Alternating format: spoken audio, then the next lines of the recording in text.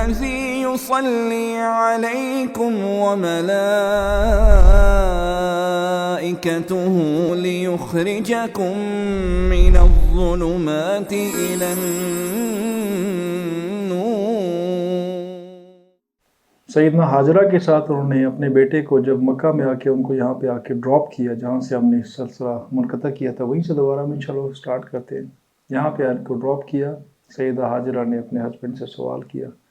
انہوں نے جواب نہیں دیا کہ کیوں چھوڑ کے جا رہے ہیں۔ آخر میں انہوں نے سوال تبدیل کیا کہ کیا رب کی وجہ سے چھوڑ کے جا رہے ہیں، کہ رب نے آرڈر دیا؟ تو انہوں نے بتایا کہ ہاں رب کی وجہ سے چھوڑ کے جا رہا ہوں،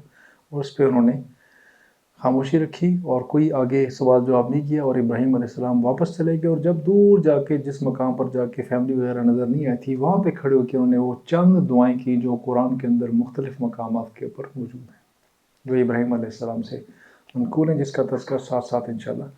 چلتا رہے گا۔ بہرحال وہ خاتون سیدہ حاجرہ سلام اللہ علیہ اور ان کا بیٹا سیدنا اسماعیل علیہ السلام، جو نومولود چھوٹے سے دودھ پیتے بچے تھے، وہ ادھر تھے، اور آہستہ آہستہ وہ جو پانی تھا اور وہ جو کھانے کو کھجور تھی جو بھی تھا، الٹیمیٹلی ختم ہونا تھا، ختم ہو گیا۔ وہ جب وہ ختم ہوا تو ماں کو بچے کی اور اپنی فکر لاحق ہوئی کھانے کے لیے کہ اب اس کے بعد کیا کھایا جائے، کیا کیا جائے۔ جب اس فکر نے ان کو زیادہ تنگ کیا تو خصوصاً پانی کی تلاش میں خاتون نے ادھر ادھر گھومنا شروع کر دیا۔ کبھی ایک پہاڑی، چھوٹی چھوٹی ٹیلے ہیں، مکہ جو ہے پہاڑی سلسلوں کے درمیان میں، اگر آپ دیکھیں چھوٹے چھوٹے پہاڑ، بڑے بڑے پہاڑوں کی ایک لائن لگی ہوئی ہے اس مکہ کی مختصر سی جگہ کے اندر، آپ کو آس پاس ملٹیپل پہاڑ نظر آتے ہیں، چھوٹے چھوٹے پہاڑ ہیں، لمبا سلسلہ نہیں ہے مدینہ کی طرح کی احد کا بڑا پہاڑ ہے لمبا چوڑا، پھر ایک چھوٹا سا پہاڑ ادھر ہے، پہاڑ ختم ہو گیا سر، ایسا نہیں، چھوٹے چھوٹے پہاڑ اور ٹیلے بہت زیادہ ہیں وہاں پہ۔ تو ان ٹیلوں کے آس پاس جہاں جہاں انویزیبلٹی تھی، نظر نہیں آ رہا تھا، جاتی تھیں اور پانی کی تلاش کرتی تھیں، ان کو کچھ نظر نہیں آ رہا تھا، پھر وہ اس طرف آئیں، یعنی جو نارتھ کی سائڈ کے اوپر بچہ بیٹھا ہوا تھا اس درخت کے پاس جہاں پہ آ کے ابراہیم علیہ السلام نے چھوڑا تھا، اور یہ ساؤتھ جو جنوبی حصہ ہے اس طرف آئیں، یہاں پہ چھوٹی سی پہاڑی تھی اس کے بہت قریب، جس کو ہم کس نام سے جانتے ہیں؟ صفا کی پہاڑی کے نام سے، اور تھوڑا سا ایسٹ کی جانب پہ، یعنی یہ بچہ ادھر بیٹھا ہوا، یہ نارتھ ہے، یہ پیچھے ساؤتھ ہے، یہ مشرق ہے اور یہ مغرب، مشرق مغرب شمال جنوب، east west south north and south. South کی طرف آئیں، جنوب کی طرف اس پہاڑی پہ چڑھیں تاکہ کچھ نظر آئے، کچھ پانی نظر نہیں آئے، نیچے چلیں دوڑیں تاکہ کہیں اور پانی تلاش کیا جائے، دوسری پہاڑی پہ جا کے دیکھنا تھا، چل کے گئی نیچے، لیکن جیسے وہ نیچے ڈپریشن میں پہنچی تو اس ڈپریشن جو نیچے نچلا علاقہ تھا، دونوں صفا اور مروہ، سامنے مروہ ادھر صفا ہے، ان کے درمیان میں جو علاقہ تھا تھوڑا نیچے تھا، اور چھوٹا سا ٹیلا تھا، ٹیلے سے پرلی طرف بیٹا بیٹھا ہوا تھا، ابھی وہ ٹیلا موجود نہیں ہے، ادھر ختم ہو چکا ہے، مسجد الحرام کے سین میں آ چکا ہے وہ۔ تو بچہ جہاں پہ نظر نہیں آتا تھا، بچے کی پریشانی سٹارٹ ہو جاتی تھی، چھوٹا سا بچہ ہے، کوئی جانور کوئی نہ آ جائے کچھ سا، تو وہ وہاں پہ بھاگ پڑتی تھی، ادھر گئی باغی، جہاں سے بچہ نظر آیا تو وہاں پہ آہستہ آہستہ واک کری، پھر وہ اوپر چلی گئی مروہ کی پہاڑی پہ، آس پاس دیکھا پانی نظر نہیں آیا، پھر نیچے آ گئی جہاں پہ بچہ آنکھ سے اوجھل ہوا، دوبارہ دوڑ لگانی شروع کر دی، بچہ نظر آیا صفا کے پاس، دوبارہ صفا کے اوپر کھڑے ہو کے، یہ پہاڑیاں ذرا قد اونچی تھی، غالباً 50 ایک فٹ کے آس پاس تھیں، انہوں نے 7 چکر لگائے اس میں، ہر دفعہ جہاں بچہ اوجھل ہوتا تھا تو یہ تیز دوڑتی تھیں۔ اسی لیے آج ہم جب سعی کرتے ہیں تو وہ جو گرین 2 نشانات لگے ہوئے ہیں، یہ وہ 2 نشانات ہیں جن پہ سے گزرتے ہوئے بائیں طرف بیٹے کی طرف دیکھتے ہوئے سیدہ حاجرہ کو بیٹا جب نظر نہیں آتا تھا تو دوڑتی تھی تاکہ جلدی میں اس ویزیبلٹی والی رینج میں آ جاؤں، مجھے بچہ نظر آنا شروع ہو جائے۔ اس عمل کو اللہ تعالیٰ نے قبول فرمایا، پسند فرمایا اور لازم فرما دیا۔ خواتین کے لیے لازم نہیں ہے، مردوں کے لیے لازم ہے، they have to run from that, جب بھی ادھر جاتے ہیں دے ہیو ٹو رن، اگر وہ صحیح کر رہے ہیں تو انہوں نے یہاں پہ دوڑ لگانی، واک اسٹالنگ والا کام یہاں پہ نہیں ہوگا۔ اور یہ جو انہوں نے 7 چکر لگائے تھے، 1 2 3 4 5 6 7، یعنی سٹارٹ صفا سے ہوا اور ختم مروہ پہ جا کے ہوا، یہ ہے، اس کو ہم کہتے ہیں سعی۔ سعی کا لفظی مطلب کیا ہوتا ہے؟ کوشش کرنا۔ دس واز اٹیمپٹ، پانی کی تلاش کی کوشش تھی، جو بعد میں ایک دوڑ کی کوشش اور عمرہ اور حج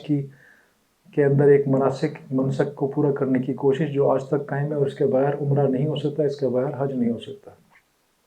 یہ اللہ تعالیٰ نے یہاں پہ اس کو شامل کر دیا۔ سیدہ حاجرہ جب یہ 7 چکر لگا کے مروہ کی پہاڑی کے اوپر پہنچی تو ان کو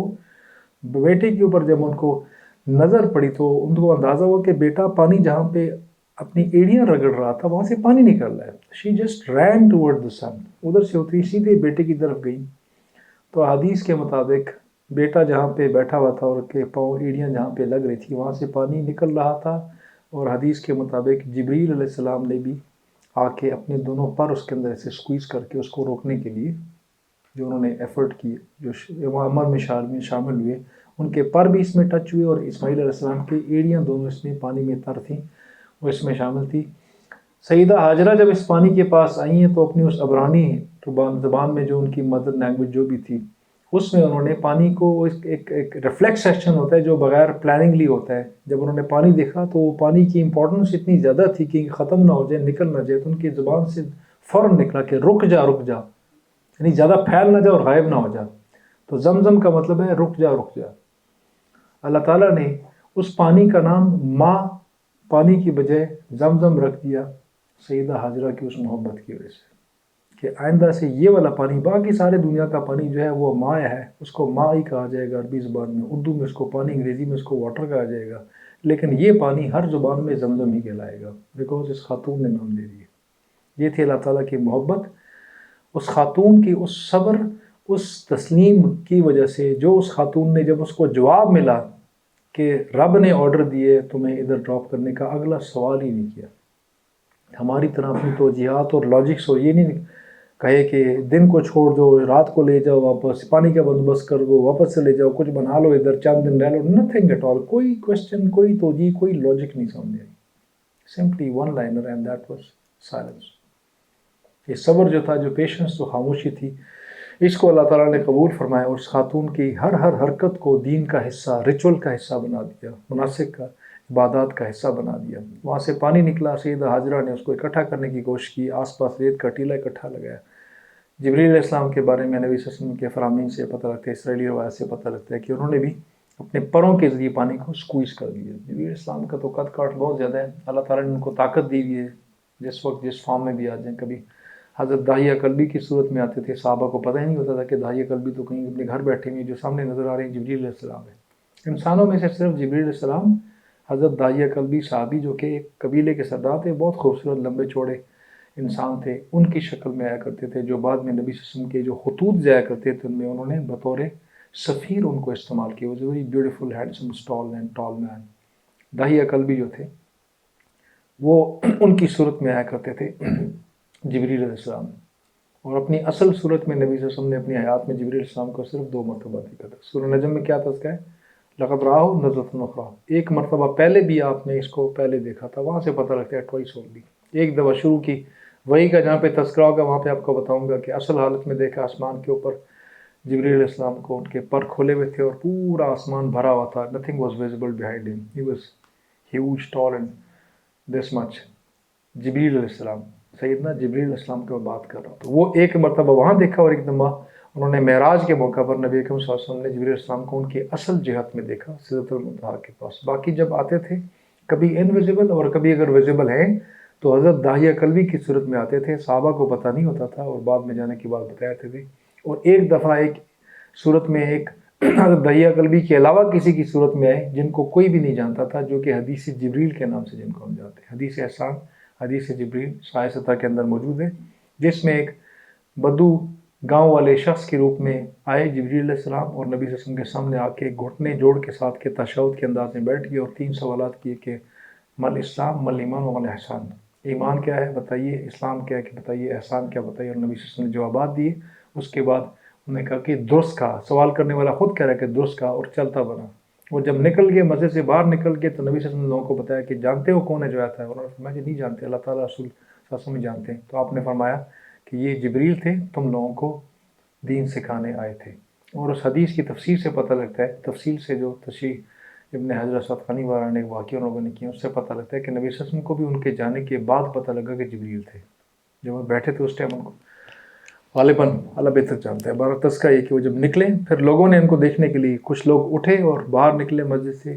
جبریل کو دیکھنے کے، جبریل علیہ السلام کو، لیکن کسی کو نظر نہیں، واز وینشڈ. یہ جبریل علیہ السلام تھے جو متعدد مقامات پر نبی کریم صلی اللہ علیہ وسلم کے پاس آئے. ان میں سے ایک مقام پہ یہ سیدنا اسماعیل علیہ السلام کے پاس اس بچپن کی حالت میں آئے اور انہوں نے اس پانی کو روکنے کے لیے ان کی جد و جہد میں حصہ لیا. اور وہ نبی صلی اللہ علیہ وسلم کی اپنی فرمان کے مطابق جو نبی صلی اللہ علیہ وسلم نے فرمایا، انہوں نے بتایا کہ اگر وہ اس مقام پر سیدہ حاجرہ اس کو زمزم نہ کہتی تو وہ جو زمزم ہے یہ بہتا ہوا چشمہ بن چکا ہوتا، بہتے چشمے میں تبدیل ہو چکا ہوتا۔ انہوں نے زمزم کہا ہے، squeezed in it, just remain there۔ آج بھی وہ جو کنواں جہاں پہ ہے، جو مقام ابراہیم جہاں پہ ہے، اس کے بالکل پاس یہ جگہ ہے، ابھی ختم ہو چکی۔ پرانی تصاویر میں آپ کو وہ جگہ کھلی نظر آتی ہے، بلیک اینڈ وائٹ پکچرز میں آپ کو زمزم کا مقام حرم کے حسین میں کھلا نظر آتا ہے۔ لوگ سیڑھیوں سے نیچے جا کے خود پانی نکال کے آیا کرتے تھے۔ نبی صلی اللہ علیہ وسلم نے حج اور فتح مکہ کے مقام پر بھی اسی کنویں سے نبی صلی اللہ علیہ وسلم نے اوپر کھڑے ہو کے نبی صلی اللہ علیہ وسلم نے پانی کھڑے ہو کر نوش فرمایا تھا۔ غالباً واحد مقام جہاں پہ نبی صلی اللہ علیہ وسلم نے کھڑے ہو کے پانی پیا تھا، جہاں سے کھڑے ہو کے پانی پینے کی توجیہ اور سنت کا جواز وہاں سے سٹارٹ ہوتا ہے۔ تو یہ پانی ان کے لیے اللہ تعالیٰ نے بندوبست فرما دیا، اور کھانے کا بندوبست کیسے فرمایا ہے کہ جب یہ پانی یہاں پہ دریافت ہوا، غالباً اسی دن یا دوسرے دن کافروں کی گزرگاہ ادھر سے آس پاس ہوا کرتی ہوگی، وہاں پہ ایک درخت بھی تھا جس کے پاس